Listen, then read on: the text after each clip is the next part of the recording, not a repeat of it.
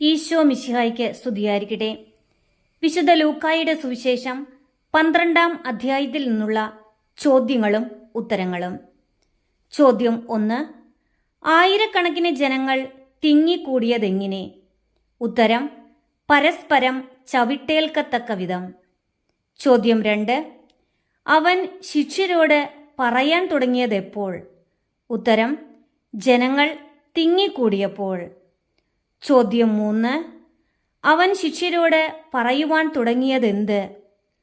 ഉത്തരം: ഫരിസേയരുടെ കാപട്യമാകുന്ന പുളിപ്പിനെ സൂക്ഷിച്ചുകൊള്ളുവിൻ. ചോദ്യം 4. വെളിച്ചത്ത് വരാതിരിക്കുകയില്ല എന്ന് പറയുന്നതെന്ത്? ഉത്തരം: മറഞ്ഞിരിക്കുന്നതൊന്നും. ചോദ്യം 5. അറിയപ്പെടാതിരിക്കുകയുമില്ല എന്ന് പറയുന്നതെന്ത്? ഉത്തരം: നിഗൂഢമായിരിക്കുന്നതൊന്നും. ചോദ്യം 6. ഇരുട്ടത്ത് സംസാരിച്ചത് എവിടെ കേൾക്കപ്പെടും? ഉത്തരം: വെളിച്ചത്ത്. ചോദ്യം 7. പുരമുകളിൽ നിന്ന് പ്രഘോഷിക്കപ്പെടുമെന്ന് പറയുന്നതെന്ത്? ഉത്തരം: വീട്ടിൽ സ്വകാര്യ മുറികളിൽ വച്ച് ചെവിയിൽ പറഞ്ഞത്. ചോദ്യം 8. നിങ്ങൾ ഭയപ്പെടേണ്ട എന്ന് പറയുന്നത് ആരെയാണ്? ഉത്തരം: ശരീരത്തെ കൊല്ലുന്നതിൽ കവിഞ്ഞ് ഒന്നും ചെയ്യാൻ കഴിയാത്തവരെ. ചോദ്യം 9. ഞാൻ മുന്നറിയിപ്പ് തരാം എന്ന് പറയുന്നത് എന്താണ്? ഉത്തരം: നിങ്ങൾ ആരെ ഭയപ്പെടണമെന്ന്. ചോദ്യം 10. ആരെയാണ് നിങ്ങൾ ഭയപ്പെടേണ്ടത്? ഉത്തരം: കൊന്നതിന് ശേഷം നിങ്ങളെ നരകത്തിലേക്ക് തള്ളിക്കളയാൻ അധികാരമുള്ളവനെ. ചോദ്യം 11. കൊന്നതിന് ശേഷം നിങ്ങളെ നരകത്തിലേക്ക് തള്ളിക്കളയാൻ അധികാരമുള്ളവനെ എന്ത് ചെയ്യണം എന്നാണ് പറയുന്നത്? ഉത്തരം: ഭയപ്പെടുവിൻ. ചോദ്യം 12. 5 കുരുവികൾ വിൽക്കപ്പെടുന്നത് എന്തിനാണ്? ഉത്തരം: 2 നാണയത്തുട്ടിന്. ചോദ്യം 13. അവയിൽ ഒന്നുപോലും ദൈവസന്നിധിയിൽ ഡാഷ് വിസ്മരിക്കപ്പെടുന്നില്ല. ചോദ്യം 14. എണ്ണപ്പെട്ടിരിക്കുന്നു എന്ന് പറയുന്നത് എന്താണ്? ഉത്തരം: നിങ്ങളുടെ തലമുടിയിഴ പോലും. ചോദ്യം 15. നിങ്ങൾ അനേകം കുരുവികളെക്കാളും എങ്ങനെയുള്ളവരാണ്? ഉത്തരം: വിലയുള്ളവരാണ്. ചോദ്യം 16. നിങ്ങൾ വിലയുള്ളവരാണ് എന്ന് പറയുന്നത് എന്തിനേക്കാളുമാണ്? ഉത്തരം: കുരുവികളെക്കാളും. ചോദ്യം 17. ദൈവത്തിൻ്റെ ദൂതന്മാരുടെ മുൻപിൽ മനുഷ്യപുത്രൻ ഏറ്റുപറയുന്നതാരെ? ഉത്തരം: മനുഷ്യരുടെ മുൻപിൽ എന്നെ ഏറ്റുപറയുന്ന ഏതൊരുവനെയും. ചോദ്യം 18. മനുഷ്യരുടെ മുൻപിൽ എന്നെ ഏറ്റുപറയുന്ന ഏതൊരുവനെയും ദൈവത്തിൻ്റെ ദൂതന്മാരുടെ മുമ്പിൽ ഏറ്റുപറയുന്നതാര്? ഉത്തരം: മനുഷ്യപുത്രൻ. ചോദ്യം 19. മനുഷ്യരുടെ മുമ്പിൽ എന്നെ തള്ളിപ്പറയുന്നവന് എന്ത് സംഭവിക്കും? ഉത്തരം: ദൈവത്തിൻ്റെ ദൂതന്മാരുടെ മുൻപിലും തള്ളിപ്പറയപ്പെടും. ചോദ്യം 20. ക്ഷമിക്കപ്പെടുന്നത് ആരോട്? ഉത്തരം: മനുഷ്യപുത്രനെതിരായി സംസാരിക്കുന്നവനോട്. ചോദ്യം 21. ക്ഷമിക്കപ്പെടുകയില്ല എന്ന് പറയുന്നത് ആരോടാണ്? ഉത്തരം: പരിശുദ്ധാത്മാവിനെതിരായി ദൂഷണം പറയുന്നവനോട്. ചോദ്യം 22. എങ്ങനെ എന്തുത്തരം കൊടുക്കുമെന്നും എന്ത് പറയുമെന്നും ഉത്കണ്ഠാകുലരാകേണ്ട എന്ന് പറയുന്നത് ആരുടെയൊക്കെ മുൻപിൽ ചെല്ലുമ്പോഴാണ്? ഉത്തരം: സിനഗോഗുകളിലും അധികാരികളുടെയും ഭരണാധിപന്മാരുടെയും മുൻപിലും. ചോദ്യം 23. സിനഗോഗുകളിലും അധികാരികളുടെയും ഭരണാധിപന്മാരുടെ മുൻപിലും ചെല്ലുമ്പോൾ ഭയപ്പെടേണ്ട എന്ന് പറയുന്നത് എന്തുകൊണ്ട്? ഉത്തരം: എന്താണ് പറയേണ്ടതെന്ന് ആ സമയത്ത് പരിശുദ്ധാത്മാവ് നിങ്ങളെ പഠിപ്പിക്കും. ചോദ്യം 24. ജനക്കൂട്ടത്തിൽ നിന്ന് ഒരുവൻ അവനോട് പറഞ്ഞതെന്ത്? ഉത്തരം: ഗുരു, പിതൃസ്വത്ത് ഞാനുമായി പങ്കുവയ്ക്കാൻ എൻ്റെ സഹോദരനോട് കൽപ്പിക്കണമേ. ചോദ്യം 25. പിതൃസ്വത്ത് ഞാനുമായി പങ്കുവയ്ക്കാൻ എൻ്റെ സഹോദരനോട് കൽപ്പിക്കണമേ എന്ന് പറഞ്ഞവനോട് യേശു ചോദിച്ചതെന്ത്? ഉത്തരം: ഹേ മനുഷ്യ, എന്നെ നിങ്ങളുടെ ന്യായാധിപനോ സ്വത്ത് ഭാഗിക്കുന്നവനോ ആയി ആര് നിയമിച്ചു? ചോദ്യം 26. ജാഗരൂകരായിരിക്കുവിൻ, എല്ലാ ഡാഷിൽ നിന്ന് അകന്നിരിക്കുകയും ചെയ്യുവിൻ. ഉത്തരം അത്യാഗ്രഹങ്ങളിൽ നിന്നും. ചോദ്യം 26. മനുഷ്യജീവിതം ധന്യമാകുന്നത് എന്തുകൊണ്ടല്ല എന്നാണ് പറയുന്നത്? സമ്പത്ത് കൊണ്ടല്ല. ചോദ്യം 27.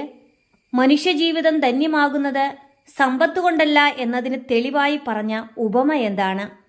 ഉത്തരം ഭോഷനായ ധനികന്റെ. ചോദ്യം 28. ധനികന്റെ കൃഷിസ്ഥലം എന്താണ് നൽകിയത്? ഉത്തരം സമൃദ്ധമായ വിളവ്. ചോദ്യം 29. കൃഷിസ്ഥലം സമൃദ്ധമായ വിളവ് നൽകിയപ്പോൾ കൃഷിക്കാരൻ ചിന്തിച്ചതെന്ത്? ഉത്തരം ഞാൻ എന്തു ചെയ്യും? ഈ ധാന്യം മുഴുവൻ സൂക്ഷിക്കാൻ എനിക്ക് സ്ഥലമില്ലല്ലോ. ചോദ്യം 30. ധനികനായ കൃഷിക്കാരൻ എന്തു ചെയ്യുമെന്ന് പറഞ്ഞതെന്ത്? ഉത്തരം എൻ്റെ അറപ്പുരകൾ പൊളിച്ച് കൂടുതൽ വലിയവ പണിയും. ചോദ്യം 31. കൂടുതൽ വലിയ അറപ്പുരകൾ പണിത് എന്ത് ചെയ്യുമെന്നാണ് പറയുന്നത്? ഉത്തരം ധാന്യം മുഴുവൻ സൂക്ഷിക്കുവാൻ സ്ഥലമില്ലാത്തതുകൊണ്ട് അതിലെൻ്റെ ധാന്യവും വിഭവങ്ങളും ശേഖരിക്കും. ചോദ്യം 32. കൂടുതൽ വലിയ അറപ്പുരകൾ പണിയുന്നത് എന്തിനാണ്? ഉത്തരം ധാന്യം മുഴുവൻ സൂക്ഷിക്കാൻ സ്ഥലമില്ലാത്തതുകൊണ്ട്. ചോദ്യം 33. കൂടുതൽ വലിയ അറപ്പുരകൾ പണിതിട്ട് ആത്മാവിനോട് ധനികൻ പറയുന്നതെന്ത്? ഉത്തരം ആത്മാവേ, അനേക വർഷത്തേക്ക് വേണ്ട വിഭവങ്ങൾ നിനക്കായി സംഭരിക്കപ്പെട്ടിരിക്കുന്നു. വിശ്രമിക്കുക, തിന്നുകുടിച്ച് ആനന്ദിക്കുക. ചോദ്യം 34. വിശ്രമിക്കുക, തിന്നുകുടിച്ച് ആനന്ദിക്കുക എന്ന് പറഞ്ഞത് ആരോട്? ഉത്തരം ഭോഷനായ ധനികൻ ആത്മാവിനോട്. ചോദ്യം 35. ഭോഷ, ഈ രാത്രി നിന്റെ ആത്മാവിനെ നിന്നിൽ നിന്ന് ആവശ്യപ്പെടും. അപ്പോൾ നീ ഒരുക്കി വച്ചിരിക്കുന്നവ ആരുടേതാകും? ആരോട് പറഞ്ഞു? ഉത്തരം ദൈവം ഭോഷനായ ധനികനോട്. ചോദ്യം 36. ഇതുപോലെയാണ് ഡാഷ് സമ്പന്നനാകാതെ തനിക്ക് വേണ്ടി സമ്പത്ത് ശേഖരിച്ചു വയ്ക്കുന്നവനും. ഉത്തരം ദൈവസന്നിധിയിൽ. ചോദ്യം 37. നിങ്ങൾ ആകുലരാകേണ്ട എന്ന് പറയുന്നത് ഏതൊക്കെ കാര്യങ്ങളിലാണ്? ഉത്തരം എന്ത് ഭക്ഷിക്കും, എന്ത് ധരിക്കും. ചോദ്യം 38. എന്ത് ഭക്ഷിക്കും എന്ന ജീവനെ പറ്റിയോ എന്ത് ധരിക്കും എന്ന ശരീരത്തെ പറ്റിയോ എന്ത് ചെയ്യേണ്ട? ഉത്തരം ആകുലരാകേണ്ട. ചോദ്യം 39. എന്ത് ഭക്ഷിക്കുമെന്ന് ജീവനെ പറ്റിയോ എന്ത് ധരിക്കുമെന്ന് ശരീരത്തെ പറ്റിയോ ആകുലരാകേണ്ട എന്ന് പറയാൻ കാരണമെന്ത്? ഉത്തരം ജീവൻ ഭക്ഷണത്തിനും ശരീരം വസ്ത്രത്തിനും ഉപരിയാണ്. ചോദ്യം 40. കാക്കകൾ ചെയ്യുന്നില്ല എന്ന് പറയുന്നത് എന്തൊക്കെയാണ്? ഉത്തരം വിതയ്ക്കുന്നില്ല, കൊയ്യുന്നില്ല. ചോദ്യം 41. കാക്കകൾക്ക് ഇല്ലാത്തതെന്ത്? ഉത്തരം കലവറയോ കളപ്പുരയോ ഇല്ല. ചോദ്യം 42. കലവറയോ കളപ്പുരയോ ഇല്ലെങ്കിലും ദൈവം കാക്കകളെ എന്തു ചെയ്യുന്നു? ഉത്തരം തീറ്റിപ്പോറ്റുന്നു. ചോദ്യം 43. വിലപ്പെട്ടവരാണ് നിങ്ങൾ എന്ന് പറയുന്നത് എന്തിനേക്കാളും? ഉത്തരം പക്ഷികളെക്കാളും. ചോദ്യം 44. ആകുലരാകുന്നതുകൊണ്ട് എന്ത് ചെയ്യാൻ കഴിയുമോ എന്നാണ് ചോദിക്കുന്നത്. ഉത്തരം ആയുസ്സിന്റെ ദൈർഘ്യം 1 മുഴം കൂടി നീട്ടാൻ. ചോദ്യം 45. ഏറ്റവും നിസാരമായി പറയുന്നതെന്ത്? ഉത്തരം ആയുസ്സിന്റെ ദൈർഘ്യം 1 മുഴം കൂട്ടുക. ചോദ്യം 46. നൂൽ നൂൽക്കുകയോ വസ്ത്രം നെയ്യുകയോ ചെയ്യാത്തതെന്താണ്? ഉത്തരം ലില്ലികൾ. ചോദ്യം 47. ആരാണ് സർവമഹത്വത്തിലും അവയൊന്നിനെ പോലെ അലങ്കൃതനായിരുന്നില്ല എന്ന് പറയുന്നത്? ഉത്തരം സോളമൻ. ചോദ്യം 48. സോളമൻ എന്തിനെ പോലെ അലങ്കൃതനായിരുന്നില്ല എന്നാണ് പറയുന്നത്? ഉത്തരം ലില്ലികളെ പോലെ. ചോദ്യം 49. ഇന്നുള്ളതും നാളെ തീയിൽ എറിയപ്പെടുന്നതും എന്താണ്? ഉത്തരം വയലിലെ പുല്ല്. ചോദ്യം 50. വയലിലെ പുല്ലിനെ ഇത്രമാത്രം അണിയിക്കുന്നെങ്കിൽ ആരെ അണിയിക്കുകയില്ലേ എന്നാണ് ചോദിക്കുന്നത്? ഉത്തരം അല്പവിശ്വാസികളെ, നിങ്ങളെ. ചോദ്യം 51. അന്വേഷിക്കേണ്ട, ആകുലചിത്തരാകേണ്ട എന്ന് പറയുന്നത് എന്തിനെല്ലാമാണ്? ഉത്തരം എന്ത് തിന്നുമെന്നോ കുടിക്കുമെന്നോ. ചോദ്യം 52. എന്ത് തിന്നുമെന്നോ കുടിക്കുമെന്നോ ആകുലചിത്തരാകുന്നത് ആരാണ്? ഉത്തരം ഈ ലോകത്തിന്റെ ജനത. ചോദ്യം 53. നിങ്ങൾക്കിതെല്ലാം ആവശ്യമാണെന്ന് ആർക്കറിയാം? ഉത്തരം നിങ്ങളുടെ പിതാവിന്. ചോദ്യം 54. അപ്പോൾ ഇവയെല്ലാം നിങ്ങൾക്ക് ലഭിക്കും എന്ന് പറയുന്നത് നിങ്ങൾ എന്തന്വേഷിച്ചാലാണ്? ഉത്തരം അവിടുത്തെ രാജ്യം. ചോദ്യം 55. ചെറിയ അജഗണമേ, ഭയപ്പെടേണ്ട, നിങ്ങൾക്ക് എന്ത് നൽകാൻ നിങ്ങളുടെ പിതാവ് പ്രസാദിച്ചിരിക്കുന്നു? ഉത്തരം രാജ്യം നൽകാൻ. ചോദ്യം 56. എന്ത് വിറ്റ് ദാനം ചെയ്യുവിൻ എന്നാണ് പറയുന്നത്? ഉത്തരം സമ്പത്ത്. ചോദ്യം 57. കരുതി വയ്ക്കുവിൻ എന്ന് പറയുന്നത് എന്ത്? ഉത്തരം പഴകിപ്പോകാത്ത പണസഞ്ചികൾ. ചോദ്യം 58. ഒടുങ്ങാത്ത നിക്ഷേപം സംഭരിച്ചു വയ്ക്കേണ്ടതെവിടെ? ഉത്തരം സ്വർഗത്തിൽ. ചോദ്യം 59. കള്ളന്മാർ കടന്നു വരികയോ ചിതൽ നശിപ്പിക്കുകയോ ഇല്ലാത്തതെവിടെ? ഉത്തരം സ്വർഗത്തിൽ. ചോദ്യം 60. നിന്റെ ഹൃദയം എവിടെയായിരിക്കും? ഉത്തരം നിക്ഷേപം എവിടെയോ അവിടെ. ചോദ്യം 61. നിങ്ങൾ എപ്രകാരം ഇരിക്കുവിൻ എന്നാണ് പറയുന്നത്? ഉത്തരം അരമുറുക്കിയും വിളക്ക് കത്തിച്ചും. ചോദ്യം 62.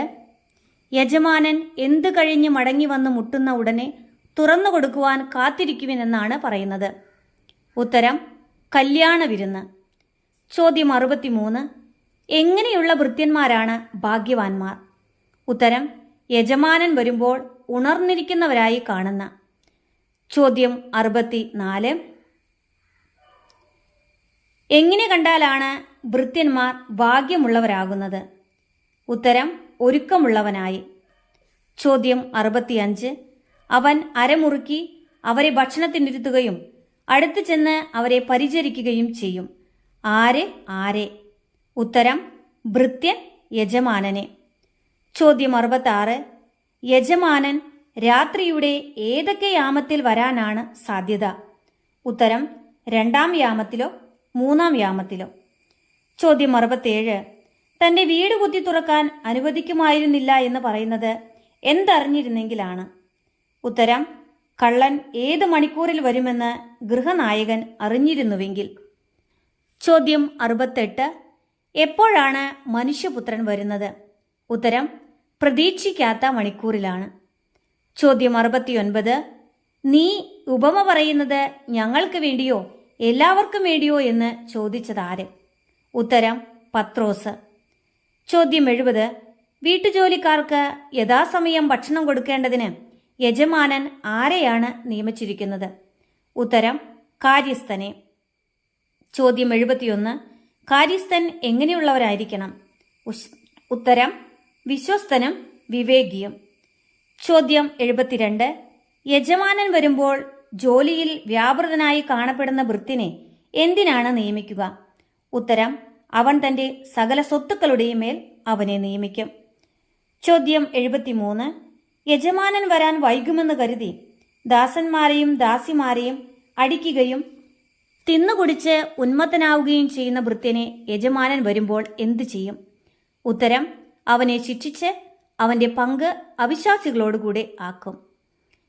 ചോദ്യം 74. യജമാനൻ വരുന്നതെപ്പോൾ? ഉത്തരം പ്രതീക്ഷിക്കാത്ത ദിവസത്തിലും അറിയാത്ത മണിക്കൂറിലും. ചോദ്യം 75. യജമാനന്റെ ഹിതം അറിഞ്ഞിട്ടും അതനുസരിച്ച് പ്രവർത്തിക്കുകയോ അതിനെ ഒരുങ്ങുകയോ ചെയ്യാത്ത ഭൃത്യന് എന്താണ് ലഭിക്കുക?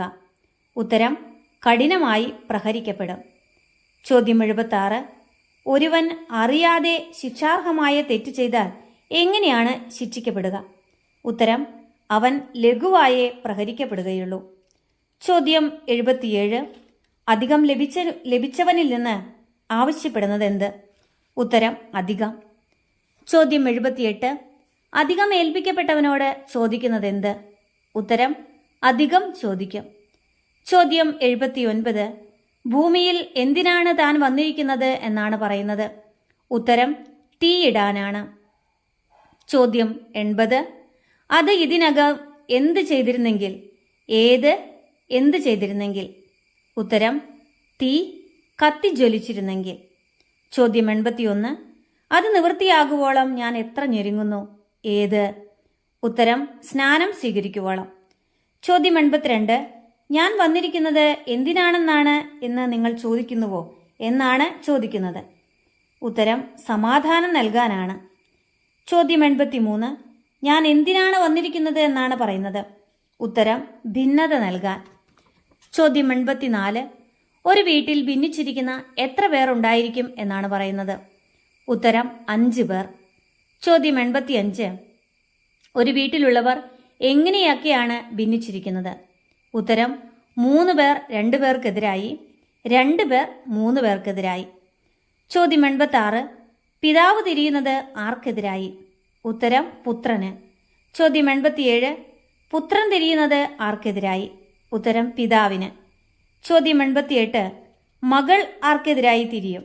ഉത്തരം അമ്മയ്ക്ക്. ചോദ്യം 89. അമ്മ ആർക്കെതിരാകും. ഉത്തരം മകൾക്ക്. ചോദ്യം 90.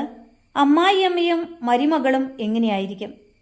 ഉത്തരം അമ്മായിയമ്മ മരുമകൾക്കും മരുമകൾ അമ്മായിയമ്മയ്ക്കും എതിരായി ഭിന്നിക്കും. ചോദ്യം 91. എങ്ങനെ സംബോധന ചെയ്തുകൊണ്ടാണ് ഭൂമിയുടെയും ആകാശത്തിൻ്റെയും ഭാവഭേദം വ്യാഖ്യാനിക്കാൻ നിങ്ങൾക്കറിയാമോ എന്ന് പറയുന്നത്. ഉത്തരം കപടനാട്യക്കാരെ. ചോദ്യം 92. പടിഞ്ഞാറ് മേഘം ഉയരുന്നു കാണുമ്പോൾ ജനങ്ങൾ എന്താണ് പറയുക. ഉത്തരം മഴ വരുന്നു. ചോദ്യം 93. തെക്കൻ കാറ്റടിക്കുന്നത് എന്തുണ്ടാകുമ്പോഴാണ്. ഉത്തരം അത്യുഷ്ണം. ചോദ്യം 94. ഭൂമിയുടെയും ആകാശത്തിൻ്റെയും ഭാവഭേദം വ്യാഖ്യാനിക്കാൻ ആർക്കറിയാം എന്നാണ് പറയുന്നത്. ഉത്തരം കപടനാട്യക്കാർക്ക്. ചോദ്യം 95. എന്നാൽ കപടനാട്യക്കാർക്ക് അറിയാത്തതെന്താണ്. ഉത്തരം ഈ കാലത്തെ വ്യാഖ്യാനിക്കാൻ. ചോദ്യം 96.